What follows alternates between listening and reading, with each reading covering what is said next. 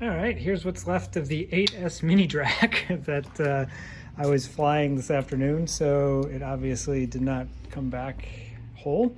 Um, this was part of like an experiment that I was trying. So the the issue I was having with this plane was that it was very overpowered. I had this up to 195 miles an hour once, and it was still rocketing ahead beyond that.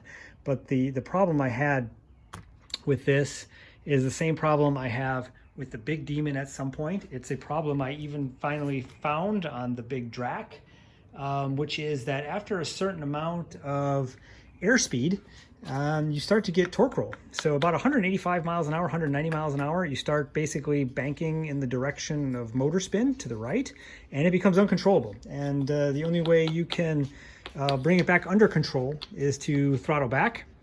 And once you throttle back and you drop some airspeed, you start to regain control authority, and then you can basically start flying the plane once again. So it's a bit unnerving when you do this, and it's pretty consistent. You can have it do this almost at will just by powering it up, and once you get brake 185 or so, it starts to take over, and you can ride it for a little bit, and then you got to back off.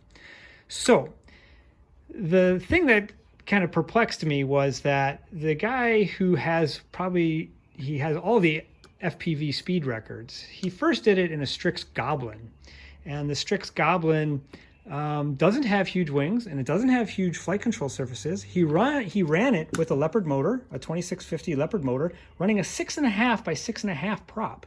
So I was running, by contrast, a 5.5 by 5.5 prop, so a smaller prop. So he's running a bigger prop, roughly the same prop speed, but he had no torque roll in his videos. So I was curious as to why he has no torque roll. And so when I contacted him, he said that, what he did was he did not let the elevons go to the edge of the wing. So this is a modified Goblin wing, similar to what he did. And he said to eliminate the possibility of elevon flutter.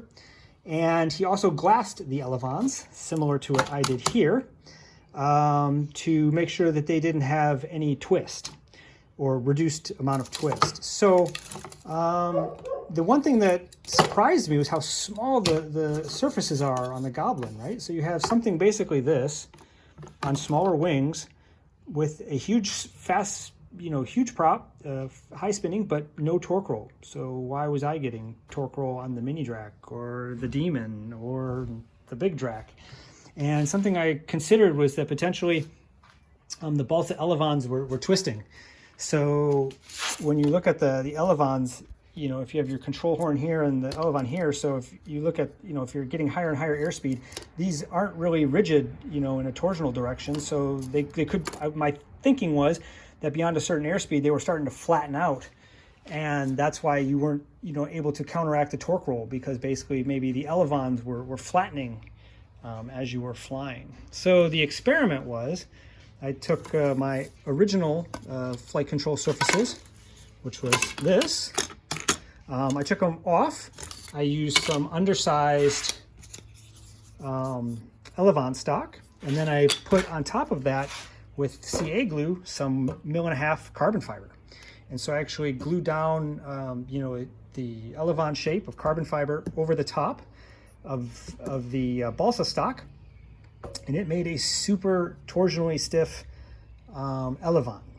The one thing I did notice, though, it was definitely heavier than the balsa. Even though it was carbon fiber, it was appreciably heavier, maybe double the weight from the just the straight balsa elevons.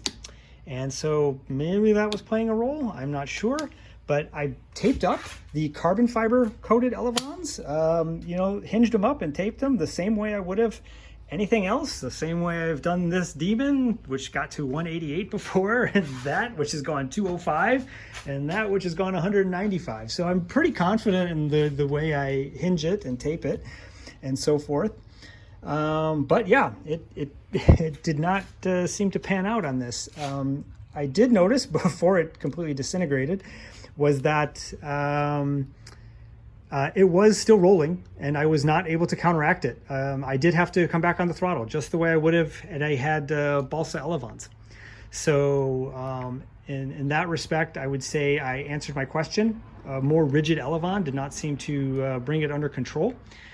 And I think what happened, or at least my premonition is that it was elevon flutter, because as the plane was coming over the airfield, you could hear like a low frequency like fluttering that, you know, no way it was the propeller. You know, you can see this as a broken propeller, but this thing's going 40,000 RPMs.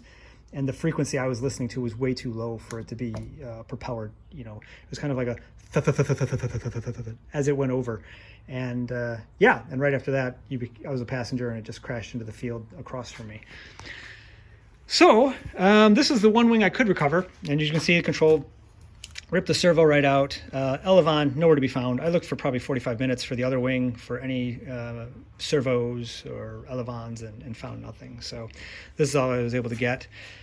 So I just don't know. Maybe the weight of the elevon, you know, maybe the servos couldn't control it with the force and the weight. I have no idea. I don't think it was in the way I taped it or hinged it. I think that should have been sufficient. Another theory I had was that this one had the carbon fiber vertical stabilizers, which were 2mm carbon, and so those were going to be, you know, a bit harder on the spars.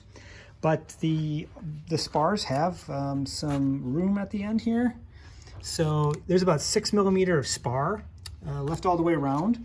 So it doesn't look as though the you know, the carbon, you know, vertical stabilizers broke a spar, and that perhaps I was, you know, sending it up with a cracked spar. And I had just put the wings back on yesterday when I finished this. So yeah, I don't know. I don't know what's up, and I'm still no further as to answering the question as to how to control torque roll and why. For example, that Goblin that guy was able to fly, pushed to 260 miles an hour with basically this motor, with a bigger prop, with less wing and less control surfaces, without you know, experiencing any torque roll. So yeah, that's the story of how this met its demise. I think I'll do another high-speed one. I talked to Chris about it, and he said the better way to approach this would be to actually glue the wings on and spar it and laminate it all as one. And that makes sense, because it would make it far, far stiffer. So that's probably the way I'll go for the next round, but I think I might give it some time before I give it another go, because these things get expensive after a while. It's expensive ESC, and yeah, the batteries aren't cheap either. So we'll see. I got plenty to focus on. I got that, and then I want to get another motor for the big Demon and see how that does. So yep, so that's basically the long version of how the 8S Drak went down and what I was trying to learn from it. So hopefully someone finds this informative, and if there's any aerospace engineers out there who know exactly what happened and can tell me how to fix my problem, I would love to hear from you. Talk to you later. Bye.